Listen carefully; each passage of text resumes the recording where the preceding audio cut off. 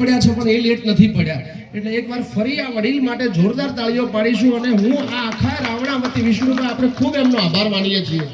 અને હા, સાથે જ આ તબક્કે પોતે અહીંયા આવ્યા છે પનસિંહ કાકા, આપણા પડોશી છે, પડોશ ધર્મ સારી રીતે નિભાવી જાણે છે. તો એમને પણ વિનંતી કરું કે આ તબક્કે બે શબ્દો આપ પણ આખા રાવણાને સંબોધશો.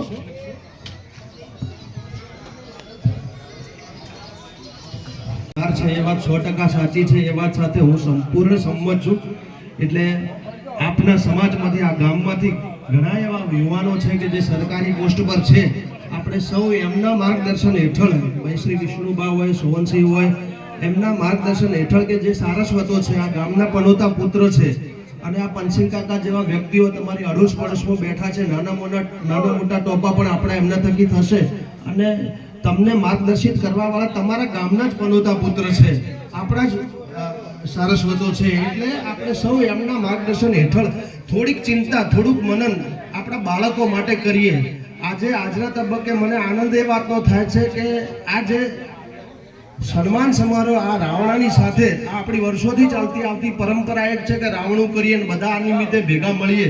આ રાવણાની સાથે સાથે એમણે જે આ સન્માન રાખ્યું છે 1 થી 8 ધોરણના બાળકોનું, લુણપુરની એક શાળા નહીં પણ આજુબાજુની 3-4 પારાની બધી શાળાઓનું એ સન્માન રાખ્યું. એ સન્માનથી કદાચ કોકને હુંફ મળે, કદાચ કોકને પ્રેરણા મળે, અને કદાચ એ છોકરાને જોઈને આવતીકાલે બીજું છોકરું તૈયાર થાય. બરાબર.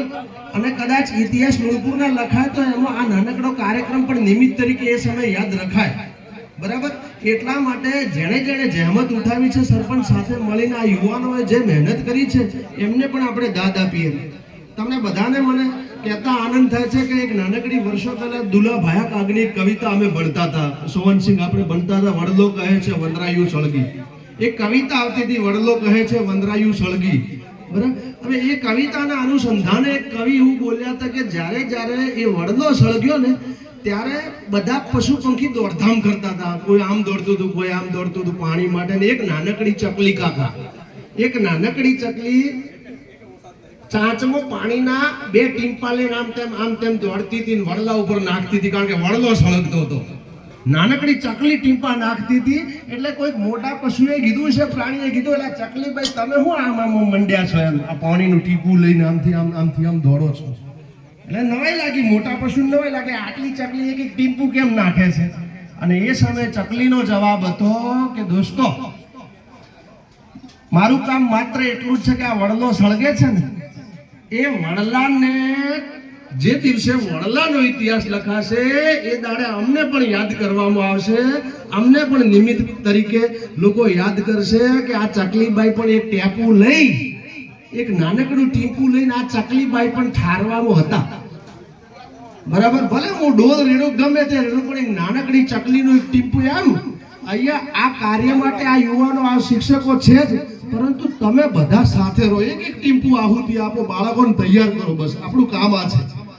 બાળકો તૈયાર થશે ને તો તમે જગ જીતી ગયા. મારું એવું માનવું છે દોસ્તો, તમે બધા મારા વડીલો છો, હું પોતે આ ગામનો કહી શકું, આપણે બધા પડોશી છીએ, પણ મારું વ્યક્તિગત એવું માનવું છે કે આજના સમયમાં અત્યારે જ ખળે જોઈ લો મગફળીની શું દશા છે.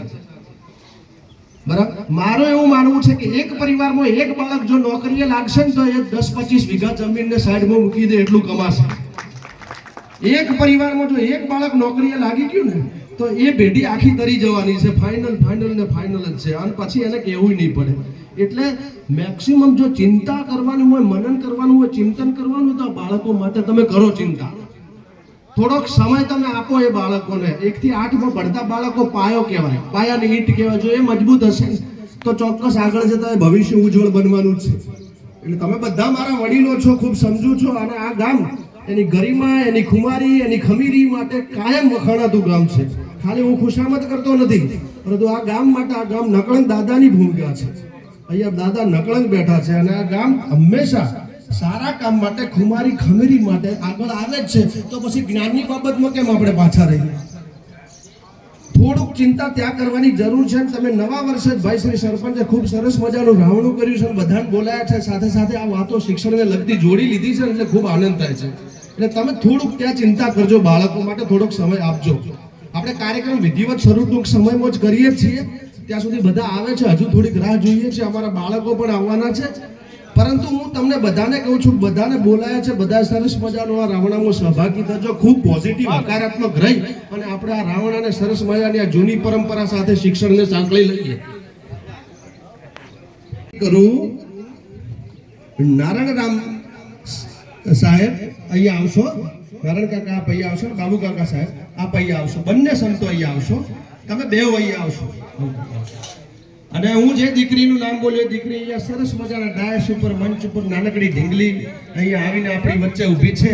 આ બંને સંતોના હાથે આપણે આ દીકરીને સન્માનિત કરવા જઈ રહ્યા છીએ. તો આપ બંને વડીલોને વિનંતી કરું છું કે આપ જશો ત્યાં.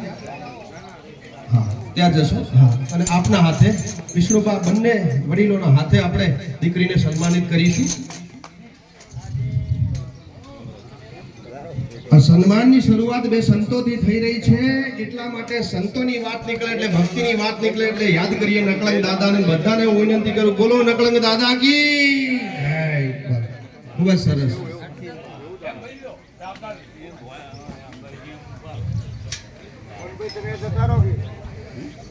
નાનકડી દીકરી, તમે જુઓ શરૂઆત જ જો દીકરીથી જ થાય છે. એટલે ખાસ સંદેશ એ પણ જશે કે દીકરીઓને ખાસ ભણાવજો. આડવટ પ્રાથમિક શાળામાં ધોરણ 2 માં પ્રથમ ક્રમાંક આ દીકરીએ મેળવ્યો છે. આપણે જોરદાર તાળીઓથી આ સન્માનને વધાવી લઈશું. અને બંને સંતોના હાથે આ દીકરીને સન્માનિત કરતા આપણે ગૌરવ અનુભવીએ છીએ. ખૂબ ખૂબ ધન્યવાદ દોસ્તો. આ સન્માન આમ જોવા જઈએ તો નાની, પણ આમ જોવા જઈએ તો બહુ મોટી ઘટના છે. આ છોકરી છે ને, એના મનમાં કેટલા 1-2 મહિના ચાલશે કે મારું સન્માન થયું હતું. મારું સન્માન થયું હતું, મારે હવે આટલા ટકા આવ્યા ને, હવે આટલા લાવવા છે. અને એક સ્પર્ધા આગળ નીકળે, આ તંદુરસ્ત સ્પર્ધા થશે. મારે સન્માન લેવું છે સ્ટેજ ઉપર જઈને, આવું બાળકના મનમાં થશે. અને આવું થવું જોઈએ. તો કાયા પલટ થશે, તો ઇતિહાસ બદલાશે. ધન્યવાદ. ખૂબ જ સરસ. આ દીકરી માટે એકવાર જોરથી તાળીઓ પાડજો.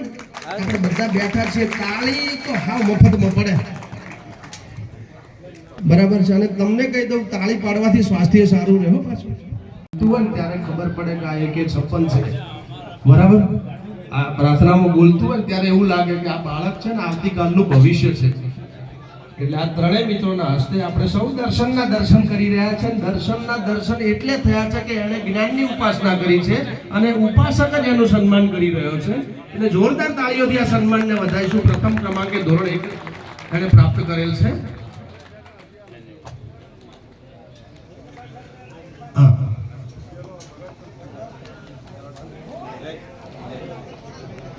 ધોરણ 11 માં અભ્યાસ કરતી દીકરી ચેતનાબેન દલપત ડાયસ ઉપર આવશે, મંચ ઉપર આવશે.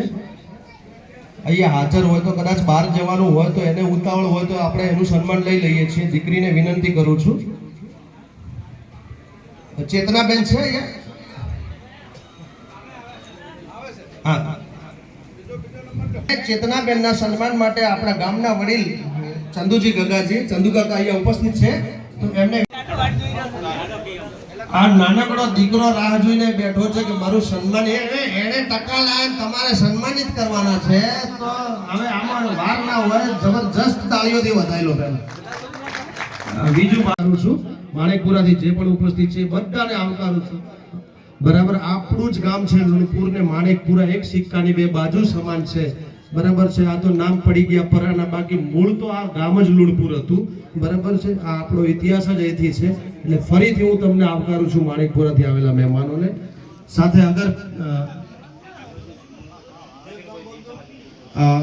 અગર ભુવાજી જમવા બેઠા હોય તો દેસાઈ સમાજમાંથી કોઈ બીજા યુવાન હોય તો ભાઈ તળજાભાઈ કે સાથે જોડાયા તો એ હોય તો એમને બોલે લેશું. આપણે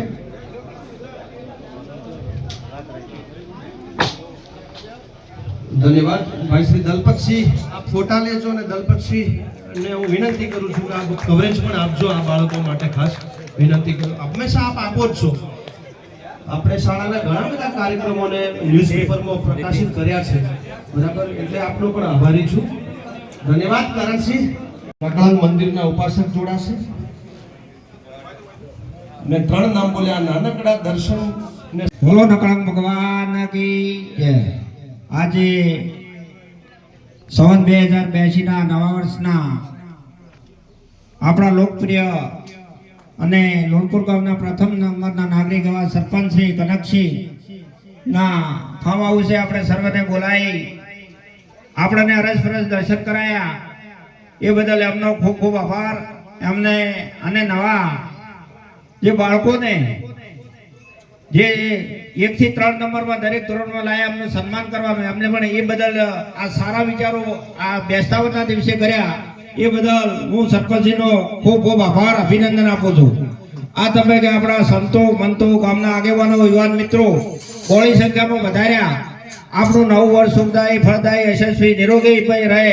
લુણપુર ગામની ખૂબ પ્રગતિ થાય, ધન ને ધાન્ય ખૂબ પ્રાપ્ત થાય. અને દરેક વડીલો યુવાનોને હું વિનંતી કરું કે આપણા બાળકોને ખૂબ ભણાવજો. જો ભણતર હશે તો બધા આગળ જઈશું. શિક્ષણ વગર કશું નથી. શિક્ષણ છે, શિક્ષણ થકી જ વિકાસ છે. દરેક સમાજના તમે જુઓ તો દરેક સમાજમાં શિક્ષણ છે. શિક્ષણથી દરેક સમાજની ક્રાંતિ આવી છે, એકતા આવી છે અને એ શિક્ષણથી હમણાં સમાજનો વિકાસ કર્યો છે. આપણે પણ હવે સમાજના આગેવાનો યુવાનો ખૂબ સક્રિય થયા છે, વ્યસન મુક્ત બન્યા છે અને શિક્ષણ પાછળ ખૂબ દોડશે. એ બદલ હું અત્યારે મને બોલાવી મારું સન્માન કર્યું. હું લુણપુર ગામનો અને સરપંચનો હૃદયથી ખૂબ ખૂબ આભાર. આપનો ખૂબ કલ્યાણ થાય એટલું કઈ વિરમું. અસ્તુ ભારત માતા કી જય.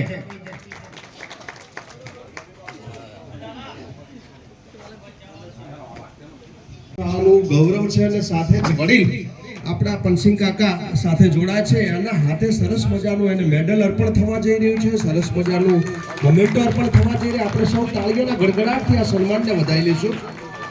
ધન્યવાદ સરપંચ, ખૂબ જ વિષ્ણુભા ધન્યવાદ. પનસિંહ કાકા આપનો સમય લઈ અહીંયા પધાર્યા અને આ બાળકને સન્માનિત કર્યું અને અમારા આ કાર્યક્રમમાં શોભામાં અભિવૃદ્ધિ કરી. આપનો આખા રાવણાવતી ખૂબ ખૂબ આભાર માનું છું.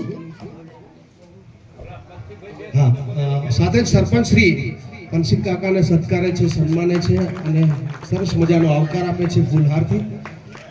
તો આપણે એના પણ સાક્ષી બનીશું. પનસિંહ કાકા એટલે મારે અનાયાસે મારા શબ્દો નીકળી જાય છે કે આપણા વિસ્તાર માટે સતત ચિંતિત. મોહનભાઈ, આપણે સૌને વિનંતી કરું કે પનસિંહ કાકાને આપણે રજા આપી, અનુમતિ આપી અને એમના હાથે જ એમનું સન્માન કરાવીશું. પ્રિયાંશીબેન અશોકભાઈ પરમાર, પ્રિયાંશીબેન અશોકભાઈ પરમાર. બેટા પ્રિયાંશી તું અહીંયા આવતી રહે, પિંકલની જોડે બેસી જા બેટા. હા, ધન્યવાદ. ત્યાર પછી નિકિતાબેન નું હા થઈ ગયું સન્માન. કરણસિંહ મેતુસિંહ સોલંકી કઈ ગયા ભાઈ? હા, ડાકુભાઈ, હા, સરસ, ધન્યવાદ. કરણ માટે ખૂબ ગૌરવ છે, બધી જ બાબતોમાં અગ્રેસર વિદ્યાર્થી છે. ત્યાર પછી પ્રિન્સ અર્જનજી સોલંકી. પ્રિન્સ નાનકડો દીકરો પ્રિન્સ ક્યાં છે? આવ્યો છે?